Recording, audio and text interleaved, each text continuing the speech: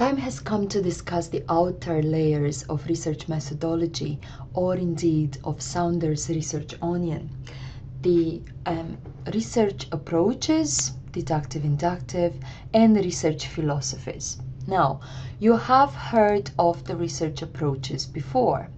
Lecture 1 3 weeks ago, and we also linked that element of lecture 1 with the literature reviews, so lecture 2. So you should know by now quite well what inductive and deductive research represents. Now, however, you will know nothing or very little of research philosophy. I left that to the end of this lecture section, because it is typically something that puts off students, puts them off studying anything research methods related.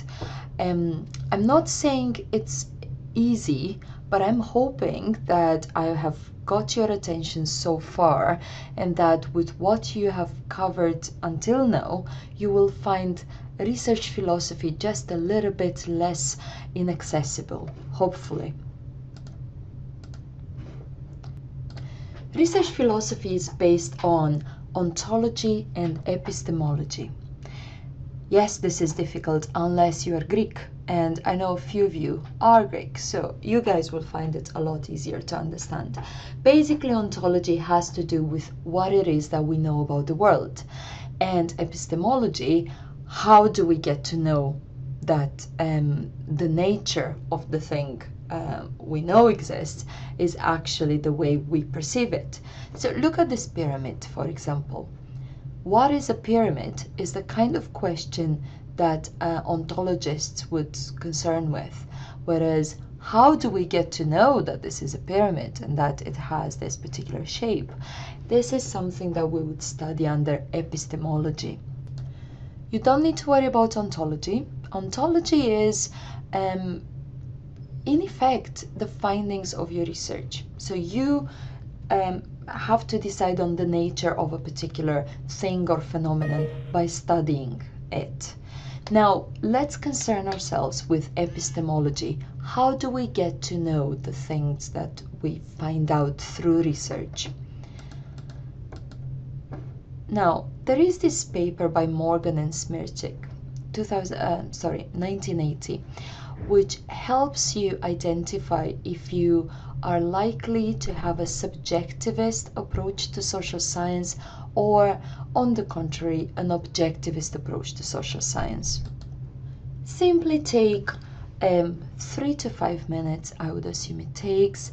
Take 3 to 5 minutes to diagnose your own personal orientation. And if you are a subjectivist, do consider qualitative research methods and an interpretativist research philosophy.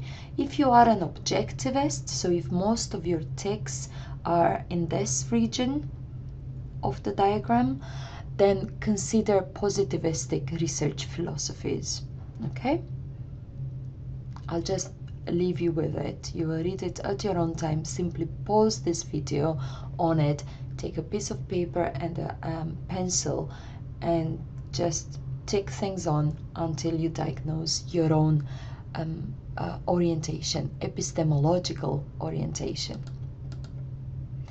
Now, let's try and see what the extreme positions are about. Note of caution, very few of us will be extreme in our positions. So extreme subjectivists versus extreme objectivists, very few of us. But by discussing the contrasts, so the opposites, we may be able to understand better what lies in the middle.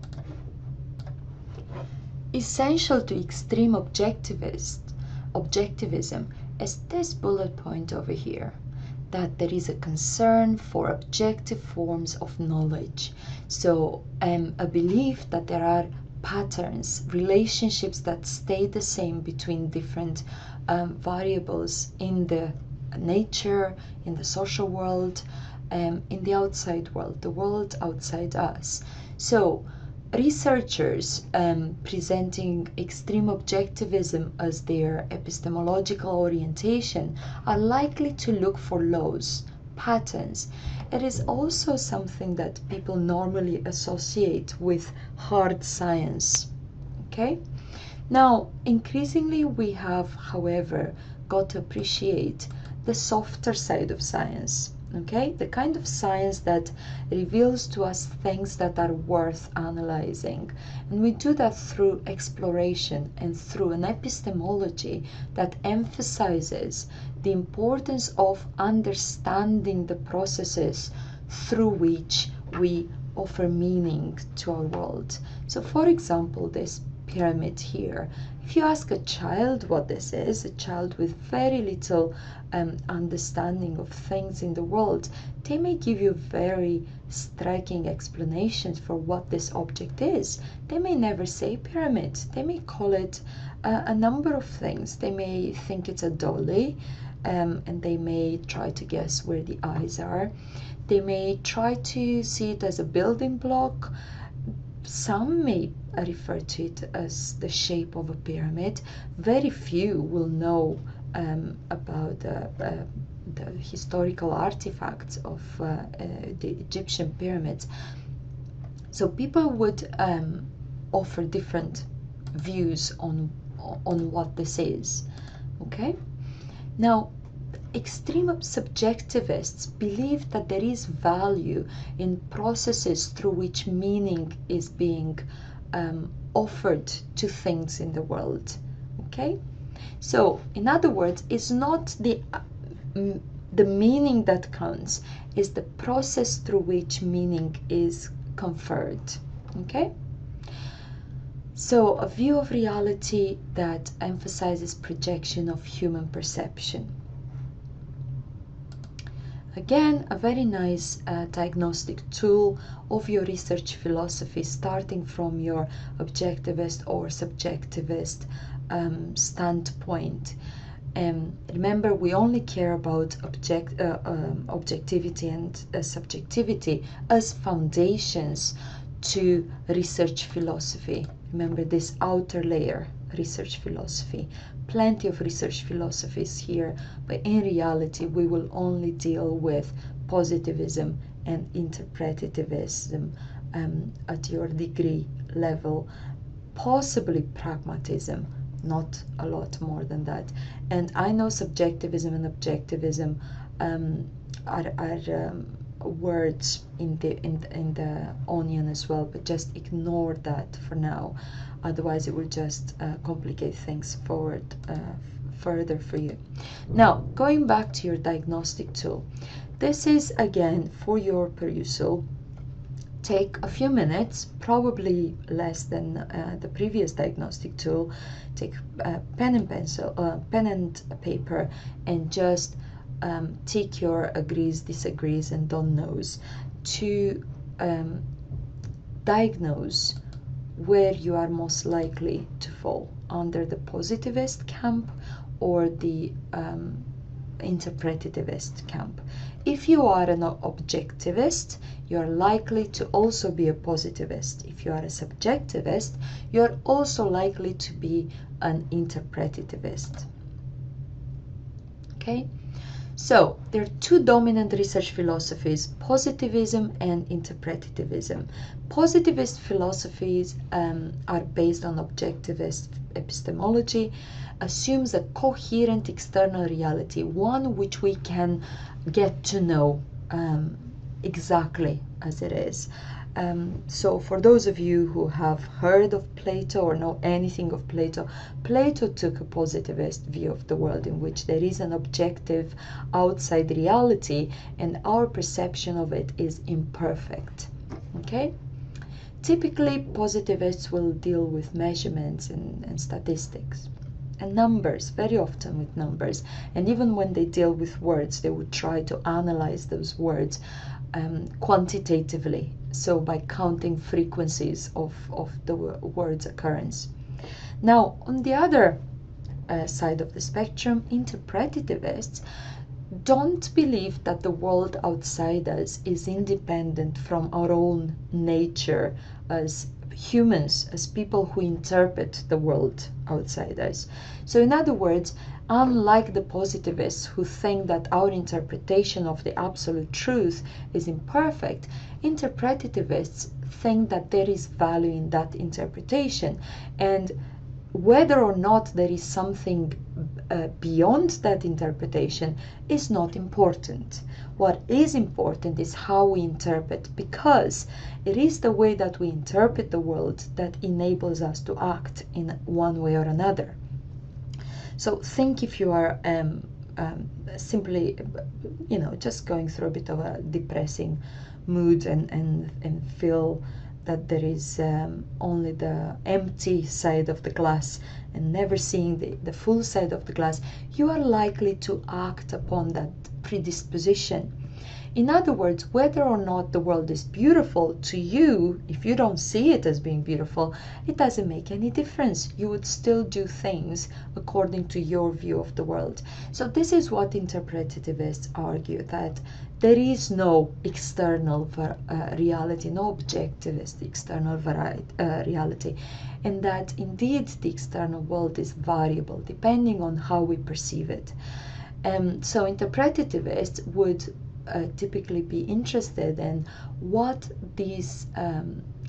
our view of external reality is contingent on, what it depends on, what is our interpretation of it. This is why in interviews we ask a lot of how questions, because we are interested to know how respondents perceive, interpret, construct, view reality from their eyes. We don't actually care about the objective reality if we are interpretativists. We're just interested to see how people construe that reality. Okay? So these are two research philosophies. They are fundamentally different, and you are unlikely to be both. Having said that, you could use both quantitative and qualitative methods, and perhaps argue for a pragmatist research philosophy, which basically says, I don't really mind about how the world is perceived and by whom, and whether or not there is an external objective reality or not. I only have a research aim, which I aim to answer with particular research tools, i.e. research methods. So that's what a pragmatist would say. But most research falls within these two categories.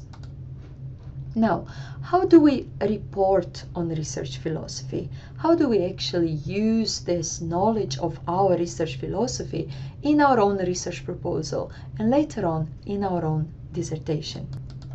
Notes of caution: research philosophy should underpin the whole proposal. So the way your research aim and research objectives and literature review and everything flows through your proposal and later on your dissertation should come from your understanding of your own research philosophy. Okay? And these are some examples of how you may be able to report on that research philosophy. For example, in this way. So just a narrative that you would be expected to write, or a narrative that is similar to this. So simply saying, I'm taking an interpretativist approach, may not really be granting full marks. Full marks would be given to someone who demonstrates understanding to the extent to which they are able to integrate their understanding of their research philosophy in a discussion such as this one. I do appreciate that most of you are not native English speakers, hence just aim for imitation. So just try to imitate this style, rather than just saying I'm adopting a research, a positivist research philosophy. This way here is a lot more interesting. Or this way.